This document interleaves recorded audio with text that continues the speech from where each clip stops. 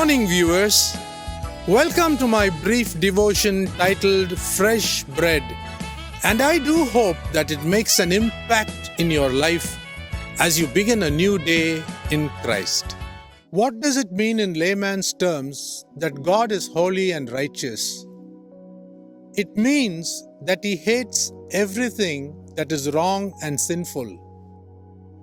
The Bible states in Deuteronomy chapter 4 verse 24 that God is a consuming fire.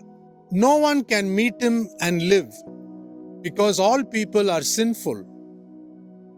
God has created a way that through Jesus Christ we can have a meaningful relationship with Him. The most important source for our knowledge of God is the Bible. It is the source of light. It is through the Holy Spirit sent by Jesus Christ we can understand the Bible, and it is the Holy Spirit who leads us into all the truth. God earnestly desires that every man, woman, and child will come to Him so that we are saved from eternal punishment in hell. He longs to write our names in the book of life. Read Revelation chapter 20, verse 15. God and us have a common enemy, and his name is Satan. He is always opposed to God and us. In fact, the Bible calls him as the accuser of the brethren. Read Revelation chapter 12, verse 10. Satan wants us to be unhappy with full of fear and anxiety as we navigate his world every day.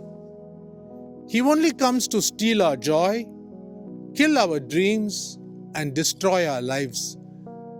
Read the Gospel of John chapter 10, verse 10.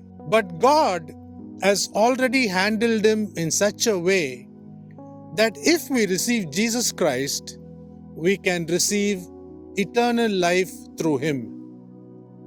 The world that Adam and Eve handed over to Satan on a platter by sinning against God had to be retrieved by the finished work of Jesus Christ on the cross.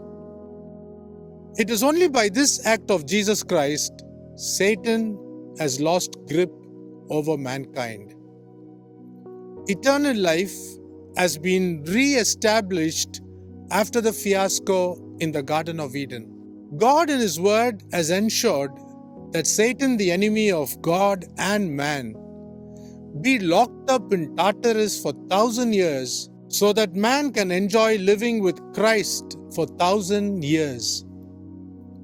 God has given all of us the free will to choose eternal life or eternal death.